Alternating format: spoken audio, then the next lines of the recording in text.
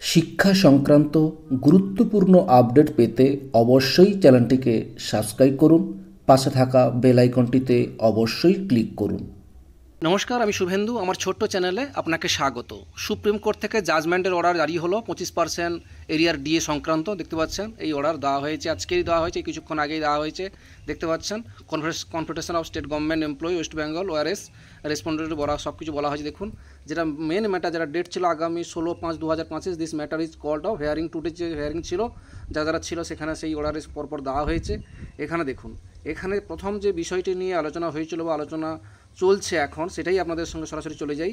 দেখুন, এই অর্ডারে এখানে বলা হয়েছে যে ম্যাটারটা চলছিল, having heard of doctor Abhishek Manmohan Singh V, এবং যারা ছিল তাদের যে অর্ডারটা বলা হয়েছে এইখানে লাস্ট লাইনটা দেখুন, state should be released at least 25% of the amount due and payable.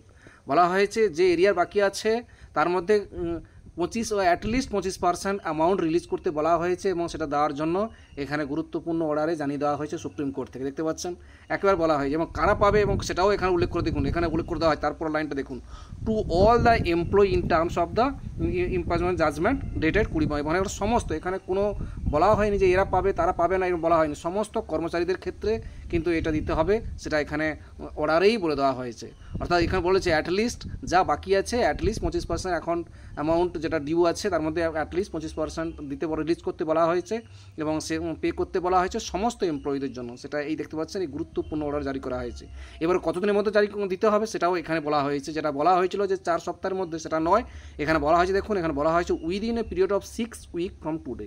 অর্থাৎ যেদিন অর্ডারটা দেওয়া হয়েছে সেই অর্ডার থেকে 6 সপ্তাহের মধ্যে এই যেটা 25% যেটা ডিউ সেটা কিন্তু রিলিজ করতে বলা হয়েছে 6 সপ্তাহের মধ্যে। বুঝতে পারছেন, গুরুত্বপূর্ণ অর্ডার যেটা নিয়ে সমস্যা হয়েছিল সেটা এখানে উল্লেখ করে দেওয়া হয়েছে, এবং বাকিগুলো বলা হয়েছে এখনও যেহেতু লাস্ট বাকি আছে, এখন মেন কাজ চলছে। এখানে সেটা বলা হয়েছে লাস্ট ম্যাটার হিয়ারিং হবে 4/8/2025 টপ অফ দ্য বোর্ড। বলা হয়েছে 4/8/2025 বাকি এই যে ব্যাপারটা আছে সেটা নিয়ে release top of the border থাকবে, এই ম্যাটারটা সেটা নিয়েও এখানে বলে দেওয়া হয়েছে। অর্থাৎ পরবর্তী যে হিয়ারিংটা হবে 4/8/2025, সেটাও এখানে উল্লেখ করে দেওয়া হয়েছে। সেটাই আপনাদের সঙ্গে শেয়ার করলাম। যাই হোক, ভিডিওটি দেখার জন্য অসংখ্য ধন্যবাদ। সকলে ভালো থাকবেন, সুস্থ থাকবেন।